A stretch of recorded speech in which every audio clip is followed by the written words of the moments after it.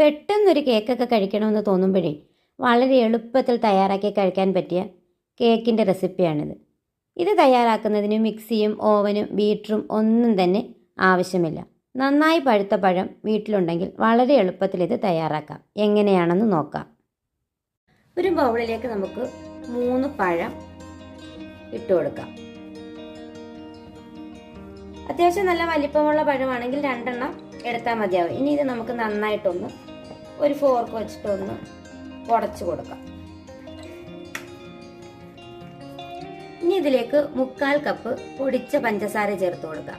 ഈ പഞ്ചസാരയുടെ കൂടെ ഒരു ചെറിയ കഷ്ണം പട്ടയും കൂടി ഇട്ട് പൊടിച്ചതാണ്. നന്നായിട്ടൊന്ന് മിക്സ് ചെയ്ത് കൊടുക്കാം. പഞ്ചസാര പൊടിക്കാതെ വേണമെങ്കിൽ നമുക്ക് ചേർത്ത് കൊടുക്കാം.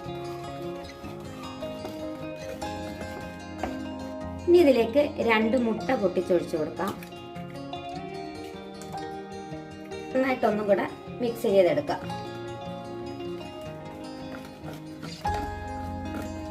മുട്ടയും പഞ്ചസാരയൊക്കെ നന്നായിട്ട് മിക്സ് ആയിട്ട് ഇട്ടിട്ടുണ്ട്. ഇനി നമുക്കിതിലേക്ക് ബട്ടർ ചേർത്ത് കൊടുക്കാം. ബട്ടറിന് പകരം ഓയിൽ ചേർത്ത് കൊടുത്താലും മതിയാവും. ഞാനിവിടെ 1/2 കപ്പ് ബട്ടറാണ് ചേർത്ത് കൊടുത്തിരിക്കുന്നത്. ഇനി ഇതിലേക്ക് നമുക്ക് ഡ്രൈ ഇൻഗ്രീഡിയൻസ് ഇട്ട് കൊടുക്കാം. 250 ml കപ്പിന് 1 കപ്പ് മൈദ ഇട്ട് കൊടുക്കുന്നുണ്ട്. കപ്പ് കൊക്കോ പൗഡർ ചേർത്ത് കൊടുക്കുന്നുണ്ട്. 1 teaspoon baking powder, 1/4 teaspoon baking soda. മധുരം ബാലൻസ് ചെയ്യുന്നതിന് വേണ്ടി ഒരു നുള്ളു ഉപ്പും കൂടി ചേർത്ത് കൊടുക്കാം. നമുക്ക് അരിച്ച് ഈ ബാറ്ററിലേക്ക് ഇട്ട് കൊടുക്കാം. ഇതെല്ലാം കൂടെ നമുക്ക് നന്നായിട്ടൊന്ന് മിക്സ് ചെയ്തെടുക്കാം. എല്ലാം കൂടെ നന്നായിട്ട് മിക്സ് ചെയ്തെടുത്തിട്ടുണ്ട്.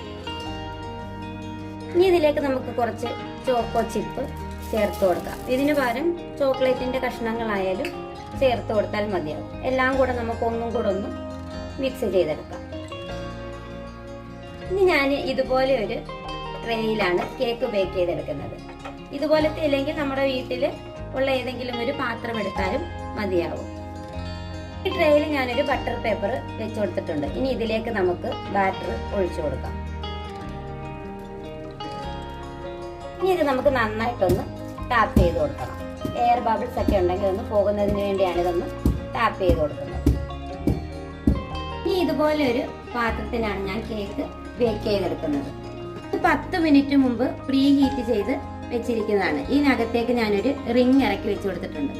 ഇനി ഇതിലേക്ക് നമുക്ക് ഈ ബാറ്ററി ഇറക്കി വെച്ച് കൊടുത്ത് ഒരു 30-35 മിനിറ്റ് ഒക്കെ നമുക്കിതൊന്ന് ബേക്ക് ചെയ്തെടുക്കാം.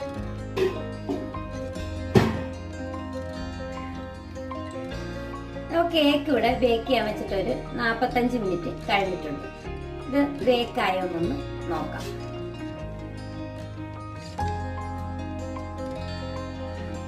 എങ്ങും പറ്റിപ്പിടിച്ചിട്ടൊന്നുമില്ല. നന്നായിട്ട് ബേക്കായിട്ട് കിട്ടിയിട്ടുണ്ട്. ഒരു 35 മിനിറ്റ് കഴിഞ്ഞപ്പോൾ ഞാനിതൊന്ന് തുറന്നു നോക്കിയായിരുന്നു. അപ്പോൾ കുറച്ചും കൂടി ഒന്ന് ബേക്കായി കിട്ടാനുണ്ടായിരുന്നു. പിന്നെ ഒരു 10 മിനിറ്റും കൂടി വെച്ചതിന് ശേഷമാണ് ഇത് നന്നായിട്ട് ബേക്കായിട്ട് കിട്ടിയത്. ഇനി ഇത് നമുക്ക് തീ ഓഫ് ചെയ്ത് മാറ്റി വെക്കാം. അടുപ്പിൽ നിന്നും മാറ്റി വെച്ചിട്ടുണ്ട്. ഇനി ഇത് നന്നായിട്ടൊന്ന് തണുത്ത് വന്നതിന് ശേഷം ഡീമോൾഡ് ചെയ്ത് എടുക്കാം. കേക്ക് തണുത്ത് നല്ല സെറ്റായിട്ട് വന്നിട്ടുണ്ട്. ഇനി ഇത് നമുക്ക് ഡീമോൾഡ് ചെയ്ത ശേഷം ഒന്ന് കട്ട് ചെയ്തെടുക്കാം.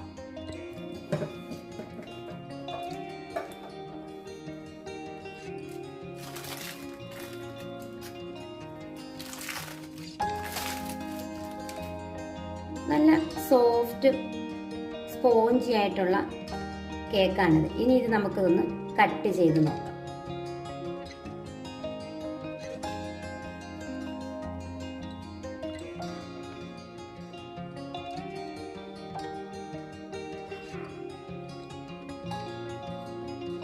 നല്ല സോഫ്റ്റും ജ്യൂസിയുമായിട്ടാണ് നമുക്ക് ഈ കേക്ക് കിട്ടിയിരിക്കുന്നത്.